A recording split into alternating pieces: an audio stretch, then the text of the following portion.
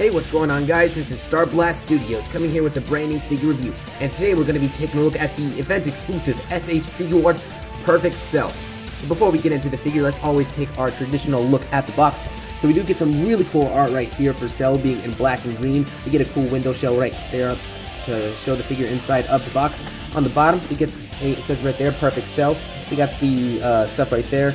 And we have more art right there for Cell, and on the back we get some other promotional images right there for Cell that just looks pretty cool. And on the side right here, Perfect Cell.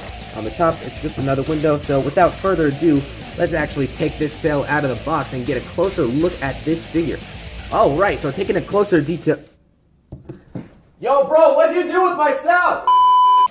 Okay, so actually taking a closer detailed look, and I gotta say, this Cell looks way better in hand than it actually does in real life. This is probably the most underrated figure that I've seen in a while, because when I went over there, I initially wasn't planning on getting this Cell simply due to the fact that why would you want a Cell that's green and blue and is inaccurate to the colors that we're used to in the anime? Like, I know these are colors that are accurate to the manga and to Toriyama's design, but you know, when you read a manga, you're reading it in black and white. Like, you're looking at the panels in black and white. The colors there just don't matter because everything is black and white. No one really cares about the original colors, but I have to say, I am so glad that I ended up picking this up, because if I hadn't, I would have missed out on actually something that a lot of people are sleeping on. So, one of the things that I feel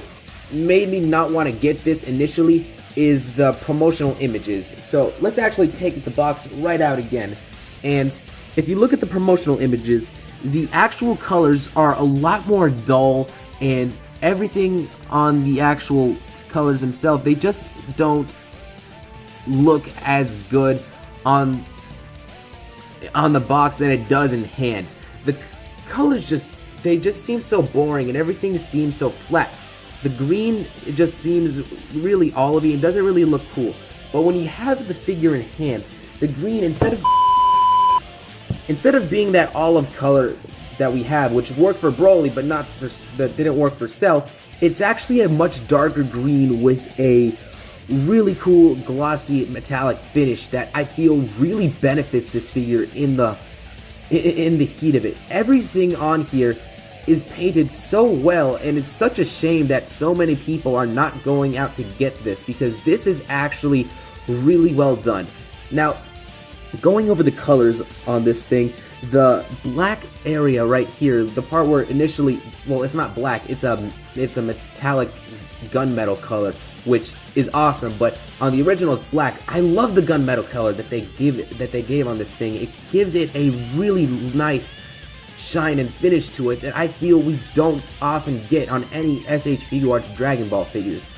We never get to see anything like this, and the paint on this is just so unique, and I really think that people are missing out on this figure.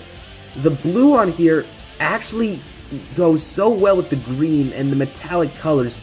I'm honestly surprised that I didn't pick this up sooner. This is a highly underrated figure, and people really should go out and get this. Now, for the hands, we do get your standard fists, of course, which come out of the figure, out of the packaging, and we do get a pair of Kamehameha type hands. We also get a pair of open palm type hands, and then we also get the hands for his style pose, which is the pose that he had his hands like this when he was in that one shot with Vegeta when he was about to fight him. And then for faces, we do get a standard neutral face, which comes on the figure out of the packaging. We do get a smirking face, and then we do get a yelling face. And then we also get a pair of crossed arms, which the arms are fairly easy to interchange with these, so you got no problem right there. And then we also get a blast effect, which looks really nice, but I gotta say, it almost looks like one of those gigantic medicine pills that you'd buy from the over-the-counter. And here it is compared to the regular Premium Color Edition Cell Beam, and I gotta say, at the end of the day, it's gonna be your opinion which one you feel is better.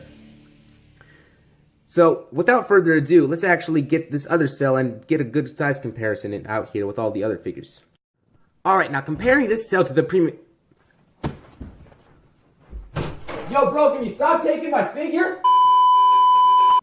Alright, so taking a look at the Premium Color Edition cell compared to the new one, and I gotta say, I still love the vibrant colors that come on the Premium Color Edition cell.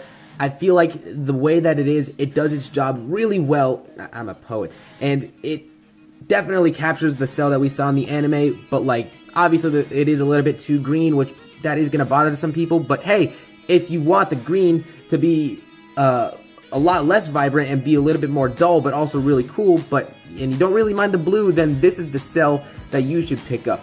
But overall, if you're really going for the most accurate cell figure you could get, I definitely recommend this one, especially over the original one that I do not have, that I don't intend to pick up.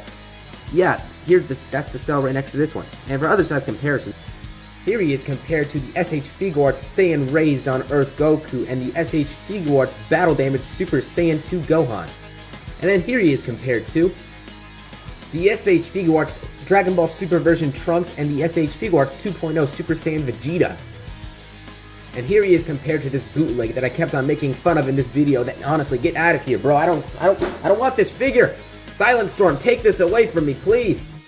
So for the articulation, this head on this thing goes down that much and goes up a pretty decent amount. I gotta say it looks up fairly, no, it just keeps on going back, so it doesn't really look up too much. For the arms, he does get a really cool butterfly joint out of that arm, and this part right here does go up to allow him a good amount of range so that you can get his arm up pretty well. He's got a really cool bicep swivel right there, which, yeah, it is pretty much designed from taking off the arms, which I'm not going to do right now. He's got double jointed elbows, and then you do have that awesome hinge right here at the wrist, which is kind of hard to get to, but yeah, it can go around pretty much any way you want it, as long as you finagle with that hinge just right. His wings right here do go out, and they're pretty much acting like they're on a ball peg, which, let's just say that is what they are. Yeah, it's a ball peg. It's just a ball peg connected to the back of him. And for the torso, this is where the cell really gets a lot of its articulation from. This figure bends in so much. Like, I feel like we don't get as much articulation from the ab crunch on a lot of our figures nowadays. And then he does go back. Doesn't really go back at all because of that thing right here that he uses to absorb people that's hindering his articulation. And then you do pretty much get the standard waist swivel right there, but it's actually at this part instead of this part, which I'm actually... It actually does, I failed to mention it, it does like pop out on there in order to give him the articulation, and then you just pop it right back in there, and then the entire sculpt forms back together. Now for the legs, it is the old classic bring down and then use the leg type thing, so he does kick out this far forward, and then he does go that far back.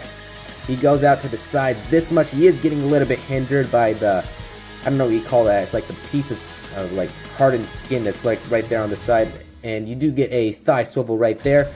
Double jointed knees. I love the blue throughout this entire thing, and then the feet, they go down really not at all. They go up a little bit, and then you do get a hindered ankle pivots, not really a lot in there, and some toe articulation. But overall, I gotta say, this is probably the most underrated exclusive that I feel that any figure company has ever made. And if you have a chance and you want a good cell figure, this is definitely the one to go with. But anyway, guys, I hope you've enjoyed the video. If you'd like to support the channel, don't forget to subscribe and click on the notification bell. And follow me on Instagram and on Twitter. But anyway, guys, I will see you down in the comment sections down below. Until then.